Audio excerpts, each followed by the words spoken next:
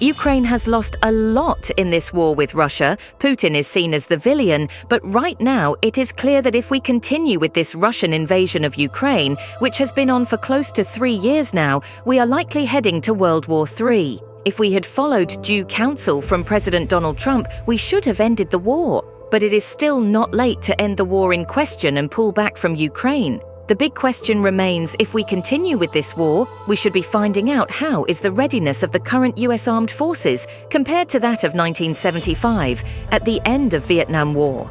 Will the US survive the war at this time? Or is it time to give it a rethink? We will be exploring this part of the story in this episode. Stay tuned.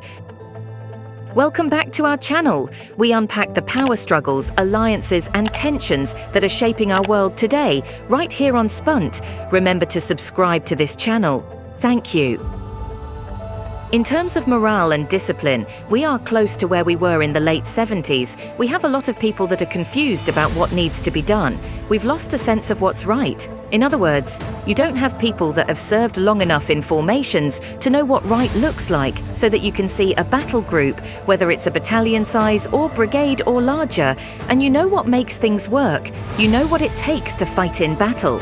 We don't have very many people like that because since 2001, most of the fighting has been on a very small scale against a fleeting enemy, running around in sandals with an AK-47, relying heavily on explosives, mines to kill Americans. About 87% of our losses were really a result of explosives that came from mines. This is not an army that is accustomed to fighting anybody who can fight back. If we compare it to an army, a better comparison would probably be the French army before the Franco-Prussian War, because the French had fought Mexican bandits, Mexican rebels, they'd fought Arab bandits, Arab insurgents, they'd had a little experience fighting disgruntled, demoralized European troops, Austrians in northern Italy, but they hadn't faced a truly modern enemy. But people were convinced that the French army was the greatest army in the world because they'd fought in North Africa and Indochina, Mexico, all over the world.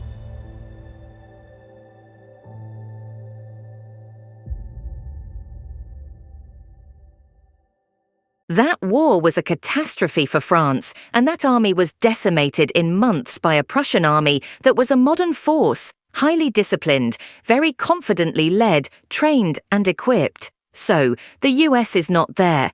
We have equipment that is decades old. For example, the tanks that were used for war in 1990 were virtually brand new, state-of-the-art, but in today's modern war dynamics, you cannot imagine that those tanks are still out there. They've been rebuilt, but they're not new anymore. They're no longer as capable as they once were. We also have a turbine engine in the M1A1 series tanks, and that turbine engine burns up as much fuel sitting still as it does moving because it's a turbine engine that was designed to be used on an aircraft. We put them in the tanks, so that means you've got an 8-hour tank. Every 8 hours, if you're operating, you've got to refuel this thing. This thing also burns fuel at a very high temperature, over 1000 degrees. And there are 40+ connections around the engine that are very brittle, that can easily cause fires if accidentally they touch these little tubes that carry various types of fluid. If they actually touch this engine that's burning so hot, so the engine is so hot that you can track the movement of US Army ground forces with tanks from low Earth orbiting satellites. So, if you think you're going to hide or conceal yourself or outpace somebody, you're just a glowing target from space. To this must be added the ridiculousness of not having replaced that engine with a reliable state-of-the-art diesel-electric engine, which is much cooler, which can go for 24 hours or more without a refuel. And these things are extremely problematic when you go to war because you have to pull forces back, refill them, return them to the front. That's not easy to do when you're operating as frequently as every 8 or 6 or 9 hours. So that's why this defense right now looks a lot like World War I, because anybody who moves is identified and killed.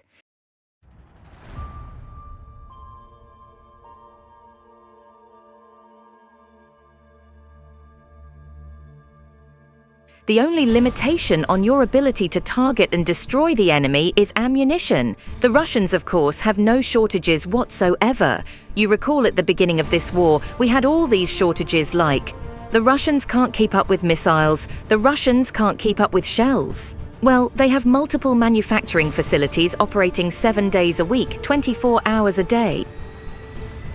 We have no surge capacity in the United States. It would take us many, many months to come up to that kind of standard where we could actually compete in high-end conventional warfare. And that's why people are worried that if we get into a confrontation, we will not win because the world has changed and warfare has changed. Integrated air defenses will knock virtually everything that flies out of the sky, that we will then fall back on a nuclear deterrent, a tactical nuclear weapon that says if you keep advancing, we'll have to use a nuclear weapon. The use of any nuclear weapon is going to precipitate escalation very rapidly because your opponents will assume that if they don't use their nuclear weapons, they're going to lose them. So, we're living in a terrible dilemma right now. The smartest thing that we can do is to end this war with Russia. The original objective of Russians back in, let's say, March or April, was to retain territory which was very little territory, probably only Luhansk and Donetsk, the two so-called breakaway provinces. And there would have been guarantees of neutrality through Ukraine and guarantees of equal rights before the law for Russians. Most of this has to do with abuse meted out to Russians in Ukraine by the Ukrainian government. And this, of course, is this radical nationalist government that came to power in Kiev in 2014. And they almost immediately, as soon as that government came into power, they started launching a war against the so-called breakaway provinces. And Putin kept trying and trying and trying. The Minsk Accords were another good example, trying to get to a solution that would not involve confrontation. Now we know, of course, thanks to Angela Merkel, the German Chancellor, that the Minsk Accords were just a ruse, a way to kill time and give the Ukrainians more time to build up their forces. To build up their forces for what? And it's pretty clear they were building up for an offensive against Russia. And of course, the next step was that the US will bring in their missiles and station them in eastern Ukraine, which puts them in a couple of minutes away from all of Russia's cities and all of Russia's nuclear deterrent, which is unacceptable to the Russian government.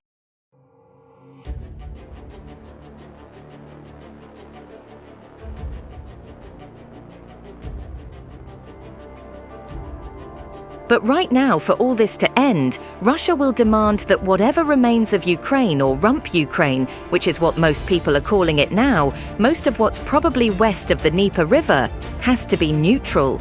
It can't be part of NATO.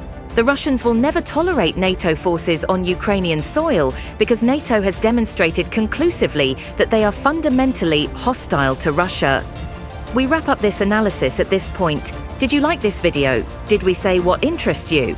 If so, we plead on you to share this video to other fellow enthusiasts like you. Alright folks, that's all for this episode. Let us know your thoughts in the comments below. What geopolitical stories are you most interested in? And don't forget to like this video and subscribe to the channel for more analysis and insights from the world of geopolitics. We'll see you next time.